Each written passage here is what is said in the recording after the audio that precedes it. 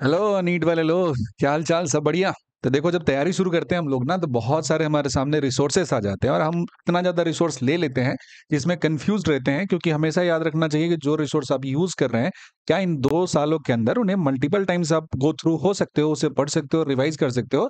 सिर्फ वही रिसोर्स अपने पास होना चाहिए। अननेसेसरी रिसोर्स हमारे एनर्जी को और ड्रेन करता है और हमारे अंदर जो इन्फीरियरिटी है वो फील कर देता है कि हमने इतना किया नहीं है तो मेरा होगा नहीं। सबसे पहले दिमाग में रखना है कि एग्जाम क्वालिफाई करने के लिए कुछ सर्टेन थिंग्स होते हैं, वही करना पड़ता है। अननेसेसरी बहुत ज्यादा चीजों में खुद को उलझा कर नहीं रखना पड़ता है। तो आज यही देखेंगे कि सबसे बेयर मिनिमम, जो मिनिमम कितनी किताबें हैं जिसे आप पढ़ना चाहिए, प्रैक्टिस करना चाहिए, और सिर्फ उतना करके आप 650 प्लस मार्क्स अपने एग्जाम में स्कोर कर सकते हैं। क्या है वो मिनिमम किताब, मिनिमम रिसोर्स जिसको फॉलो करना चाहिए, ये आज हम लोग देखेंगे।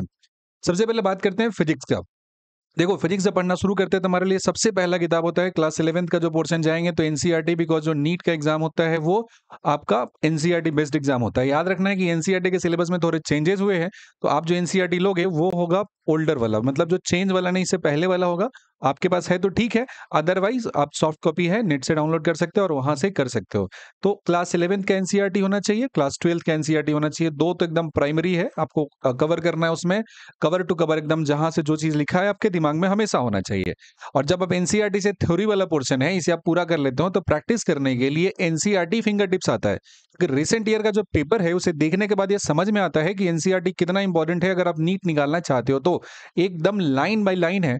बहुत से स्टूडेंट के साथ ऐसा हुआ कि काफी डिफिकल्ट डिफिकल्ट सवाल वो बनाते थे, और इसी तरीके का एनसीईआरटी में बेस्ट सवाल जब पूछा नीट में तो उसमें बहुत डिफिकल्ट कैलकुलेशन करने लगे, काफी ज्यादा सोच लिए क्वेश्चन के बारे में, और उनका सवाल गलत हो गया। रदर वो सवाल बहुत आसान था, एनसीईआरटी बेस्ड था।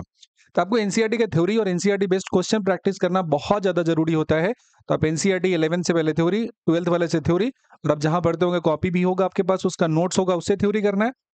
साथ में आपको एनसीईआरटी फिंगर टिप्स जो बुक है उससे प्रैक्टिस करना है। अब जब ये तीन चीजें कर लेते हैं ना, उसके बाद स्टार्टिंग में नहीं करना है, लास्ट में क्या करना है, आपको जो नीट का क्वेश्चन बैंक होता है वो लेकर बनाना है और इसको सबसे आखिरी में रखना है। क्योंकि आपको ये देखना है कि जब आप क्वेश्चन बैंक पे काम कर रहे हो, उसे बना रहे हो, तो उसके सारे क्वेश्चन आपसे बन रहे हैं या नहीं बन रहे हैं।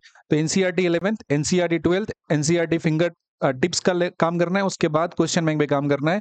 इन चीजों को मल्टीपल टाइम्स रिवाइज करना है फिजिक्स में। तो बात आती है कि बाकी सब्जेक्ट में क्या करेंगे। इसके अलावा भी 3 सब्जेक्ट मेरे पास है। बायो है जिसमें बॉटनी जूलॉजी होता है और केमिस्ट्री होता है। तो इसमें भी इसी 3-4 किताबों को आपको रिपीट करना है। जब केमिस्ट्री लेंगे तो एनसीईआरटी केमिस्ट्री होगा, फिंगर टिप लेंगे तो एनसीईआरटी का हो जाएगा, केमिस्ट्री का हो जाएगा, क्वेश्चन बैंक तो कॉमन फैक्टर हो गया।